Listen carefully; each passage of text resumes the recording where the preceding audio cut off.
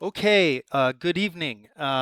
This isn't very well rehearsed, so yeah, let's see what happens. But I hope all of the Malafama ladies are having a great week. And yeah, this is your virtual ultimate frisbee coach, Jimmy James.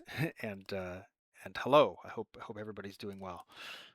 I've really been having a lot of fun helping the captains and Wanro plan practices, and it's been great seeing the videos. And I can see people are having a lot of fun. Looks like there's good team chemistry. I'm glad to see that there's been pretty good attendance and people are running the drills, and I've seen people are getting a lot better.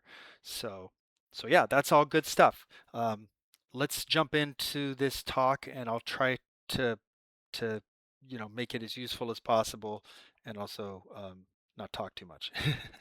um, so I know that there's people who have questions about cutting.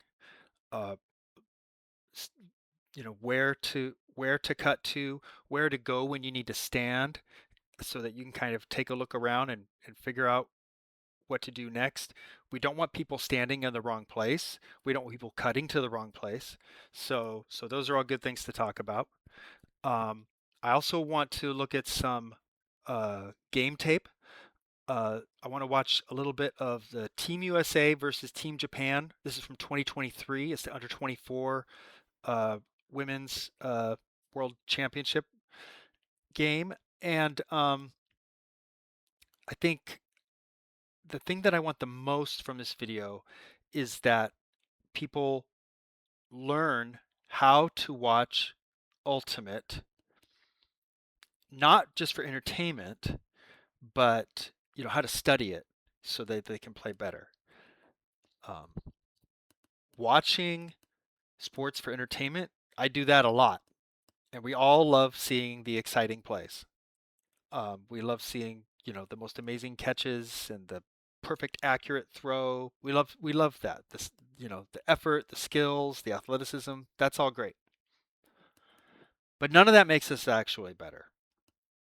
Because we all know that we have to make our best catches, our best throws, and we have to try our hardest. We know all that.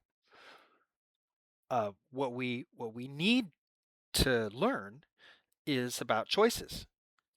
The choices we make as individuals, the choices we make as a team, and how to make the best choices so that we have the best chance to score and win.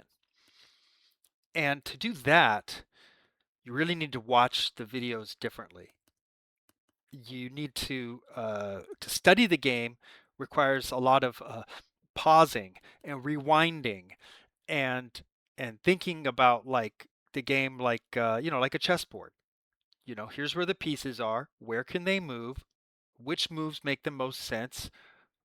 Okay, let's hit play, see what happens, and see if our guesses were right. See if the players made good choices or bad choices, or how their choices affected the outcome. So that's the thing that I really want people to learn how to do, is how to study uh, Ultimate, because you're very lucky. You've got a lot of amazing game footage on YouTube. Um, I certainly didn't have that, like a long time ago. Um, and so it's a real great resource that can help you get better a lot faster. So let's jump over to this video. Okay, so the Japanese women have the disc, and uh, all of their players are in the stack. Some of them are off camera. Some of them are down here. This player is the reset. So there is no dump. There's nobody standing behind the disc. She is going, if there's going to be a dump, it's probably going to be her. And one of the reasons I picked this video in this particular moment is because this is actually how I want our offense to run. I don't know if we're ready right now to do this, but I think we can evolve and become more and more like this as we improve and improve in our understanding and our skills. So this is a vertical stack offense with no dump. And Um, it it requires all the players, of course, to be have the same understanding of how the offense should work. It also requires the offense to move the disc pretty quickly. You don't want to hold the disc for 7, 8, or 9 seconds in this offense. You want to be moving it, like throwing it on stalling two, stalling three, throwing it quick. Um, and when it's working well, it looks like the easiest thing in the world because the defense just can't catch up. And I think Japan runs it really really well. So let's talk about this player who's the reset.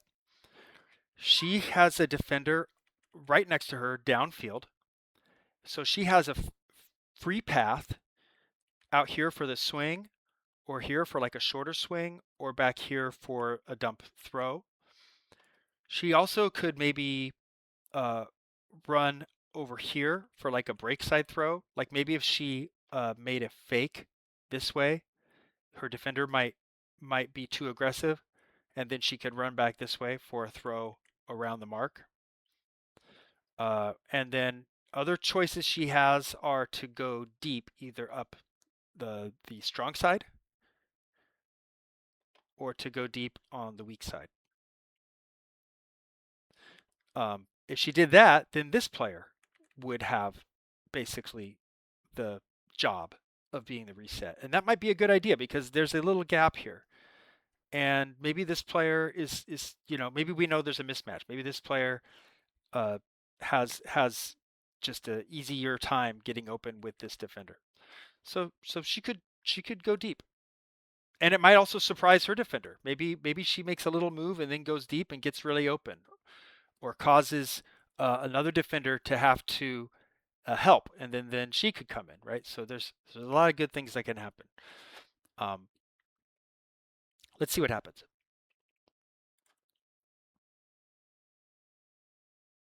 Okay, so she made a couple little moves there to kind of shake her defender. Now she's got space, and then she comes back for a short sort of dump or swing type thing. It's not like backwards throw; it's kind of a sideways throw, and the throw is actually going to be low, and she's going to have to dive, and she will catch it. Now, these players, of course, they want to give her a next throw. This player, whoops, this player right here is going to set up to cut for a next throw. But because she had to dive, her timing was a little off. She's not quite ready. You see how she's kind of like leaning back. She's still kind of standing up. So she's not quite ready to throw. But this player uh, basically made a little step that way and then cut for this spot. Okay, so they had really good timing, but unfortunately the throw was just a little low, and so the timing got a little bit off. So she's not going to throw that. Okay, now this player is the reset, and she basically only took one look. She took one look for a throw to a cutter, and now she's back to looking for the reset. So it's not like you might see in Ultimate, you might see people kind of watch two or even three cuts before they think about the dump. She looked for one, and then immediately she's looking for the dump.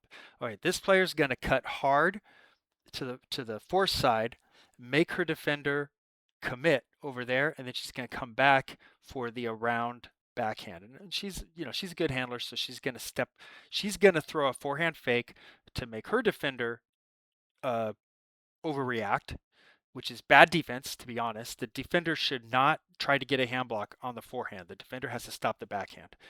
But she's going to try for the forehand and block, and then the thrower is going to step around for the backhand. See, so that defender actually made a bad play. I guess you could call it a bad choice because she was being too aggressive. So she chose to be too aggressive to try to pressure a forehand and then immediately gave up a backhand. And now look, this player is doing throw and go, just like I've talked about before, what we talked about in practice. She throw it and now she's running. Okay, so now this player's got the disc, and Um, let's see what happens next. Looks like nobody's really in position for a downfield cut. So now she's kind of looking back at her for another reset. All right, and she has a nice. She's a lefty. Lefties are cheaters, so she threw a little forehand out here for a break reset.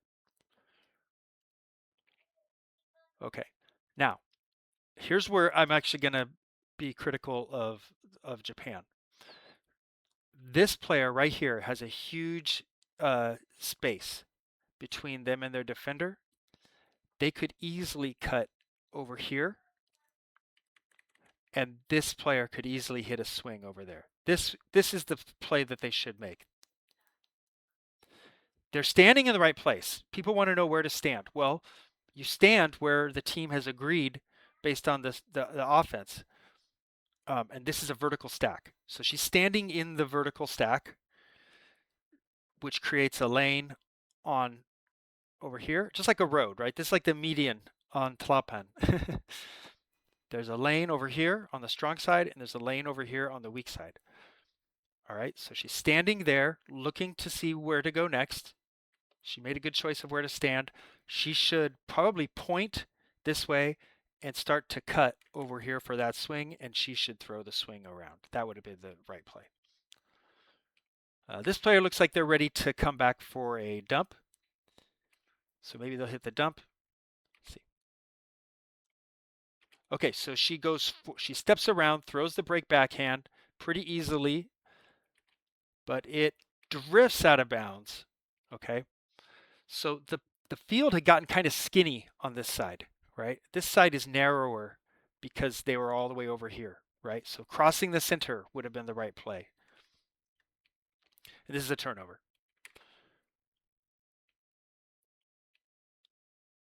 One thing about defense is when you're on defense, you have to remember the sideline is your friend, right? So if you can make the offense make plays on the sideline, then that sort of thing is going to happen. All right, now let's see if the Americans can run the other way. Okay, so I can't really tell exactly what their offense is. Maybe it's like a horizontal stack, and these two are dumps.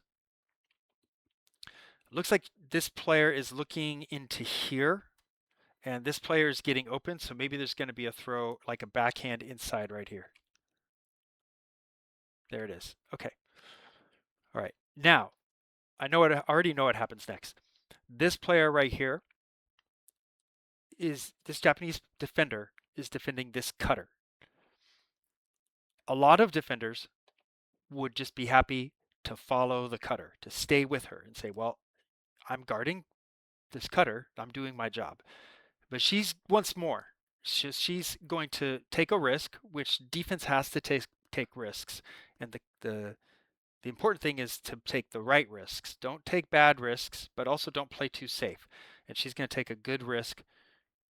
Just watch her and also watch her and then also watch how she really doesn't do anything that is dangerous. So she's not a danger, so she's going to go stop something else.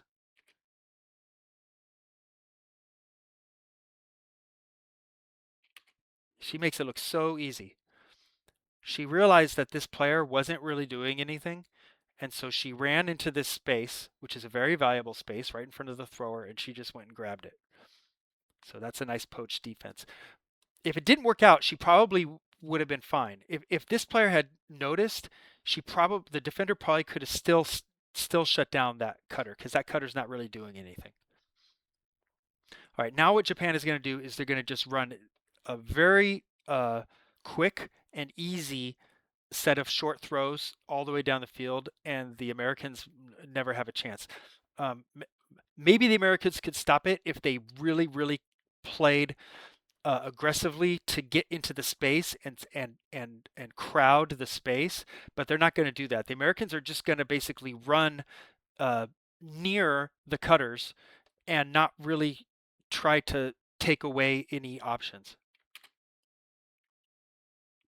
So she's just going to follow her. She's just going to follow her. She's just going to follow her. Um, I think she's gonna try to get with her. Okay. This player right here, if you went back, you would see that she kind of slowed down a little bit before running hard again. She should have been running as soon as the turnover happened. She should have basically been running as fast as she could to get down here. This player is going to kind of follow her to the weak side. She should get out here. Their whole goal should be to stop Japan from moving forward and to make them swing it back across the field.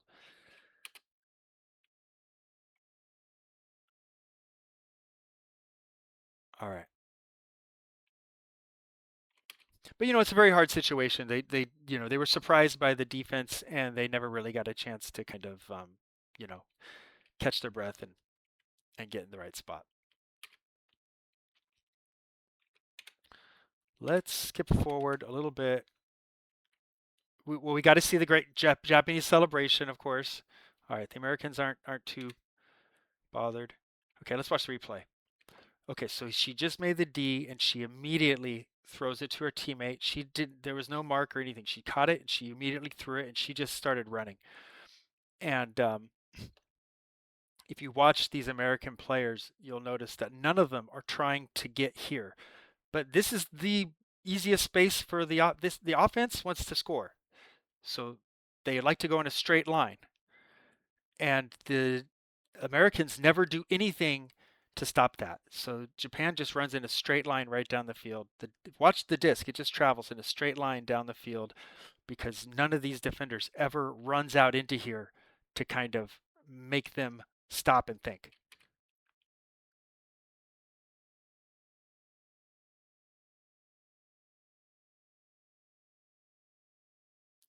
All right.